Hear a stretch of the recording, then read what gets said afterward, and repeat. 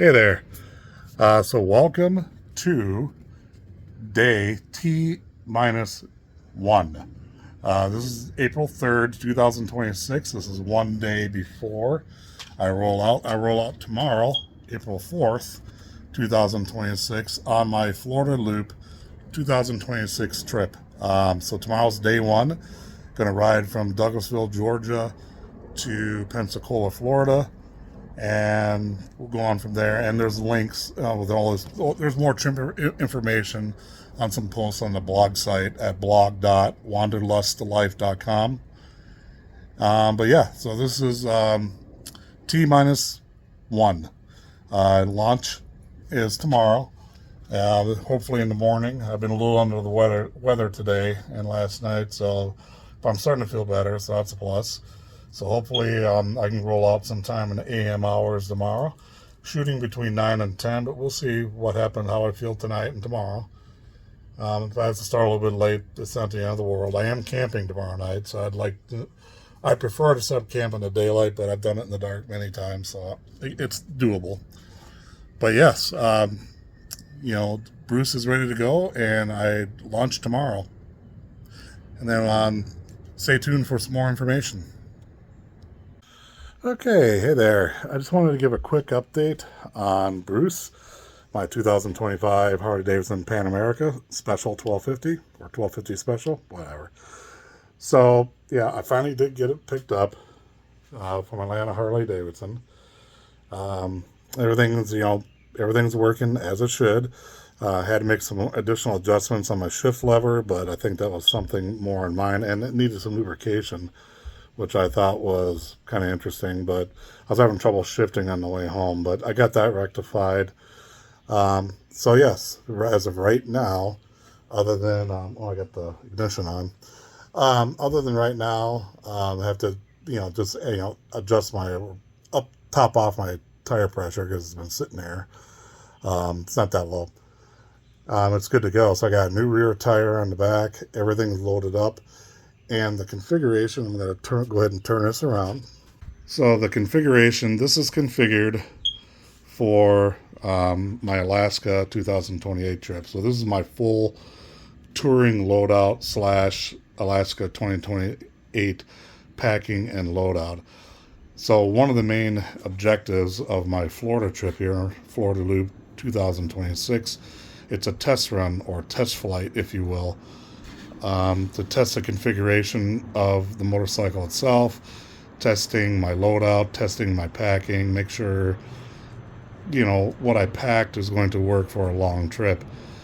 Right now, for Alaska 2028, I'm looking at increasing that from 40 days to 43 days to break up a little bit of the return mileage and add a few more days of camping, because I do enjoy camping, especially out west.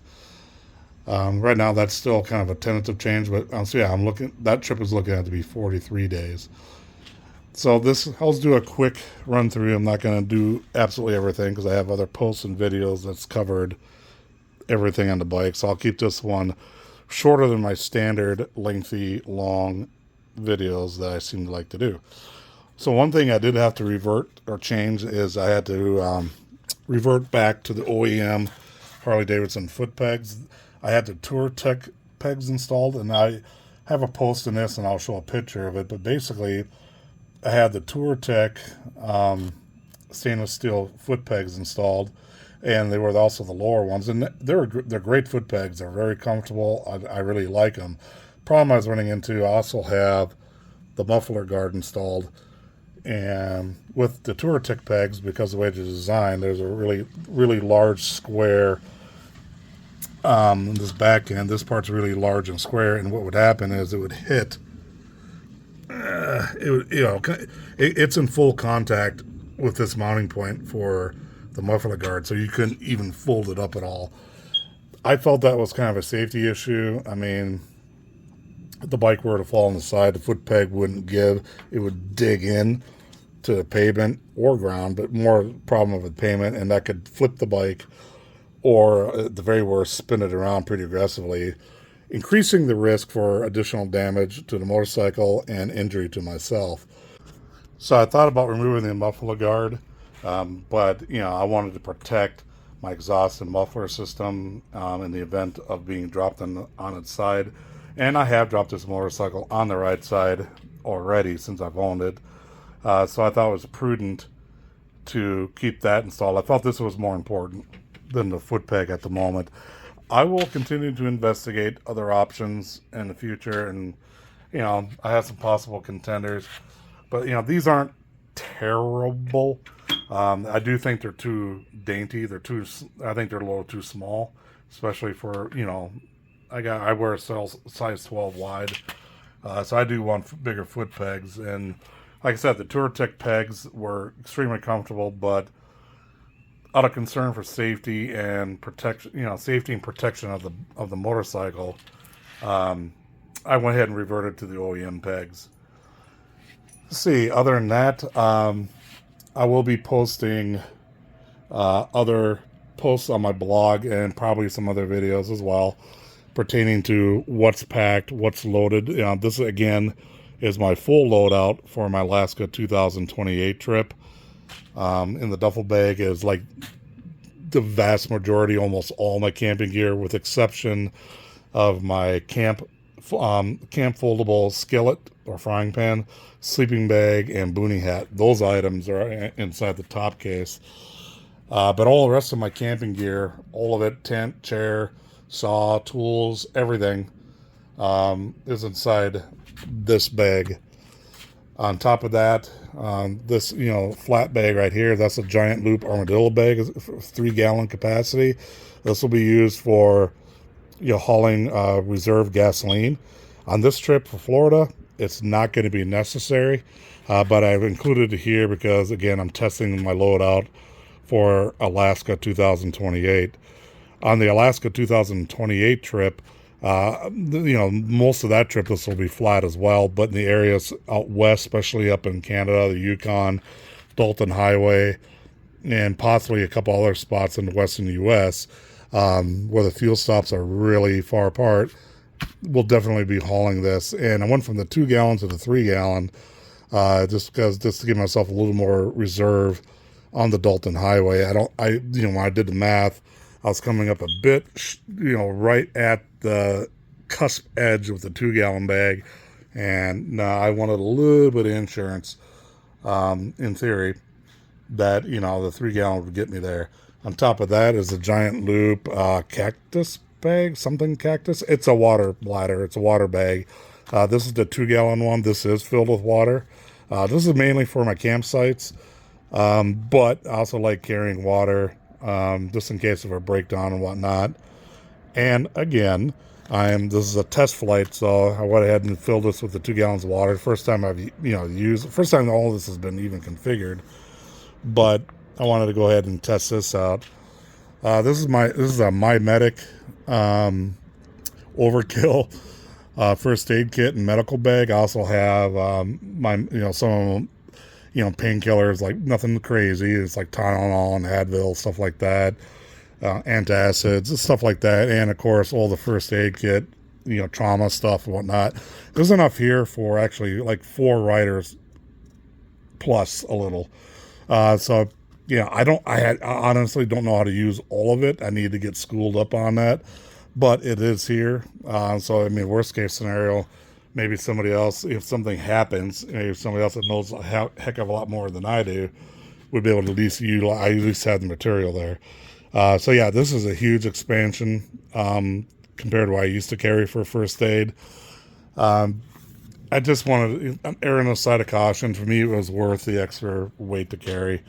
We'll see about that. There'll probably be adjustments of that in the future. Other than that, just real briefly, this right pan here is like pretty much, I'm on the right side. This is all pretty much my tools and whatnot. They're in here, tools and equipment like that. Got electronics up in here for batteries and whatnot, for the GoPro and drone and all that kind of stuff. And that's connected. That's connected. I can't see it right now, but I got an auxiliary plug-in that goes in the seat, and I got all that connected so it charges when the bike's on. Bike's off, it's not charged. So all that's good to go.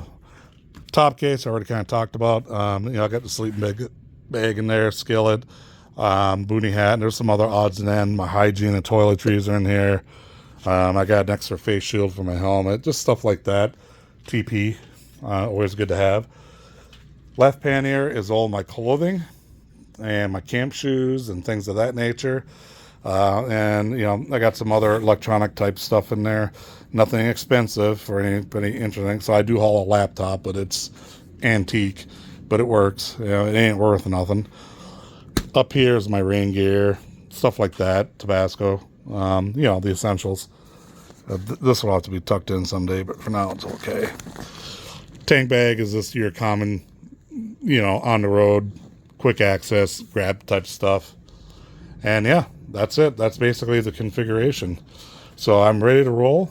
There's another installed RAM mount, mounting ball. I'm using this for installing the Hover beacon. I can also use this in the future for an additional GoPro camera or whatever, to point it at me or forward, just options. So yeah, I'm ready to go. Ready to roll out tomorrow. So yeah, I'll be posting other posts on my blog, videos on YouTube with links for all that on the blog site. The blog site is, blog.wanderlustlife.com. You can just do wanderlustlife.com and it'll bring you to the blog site. And as already stated, I got the YouTube channel as well. Won't be posting too much, probably either on the blog or YouTube during the trip itself. I tend to do that on Facebook, during the trip, but we'll see. But yeah, I'll definitely be doing, taking some videos on the trip of the packing gear where I can, camping gear, and some a little more FaceTime video, in the beginning of the day, and definitely at the end of the day, and all that will be edited and posted post trip. So there we go. Thank you.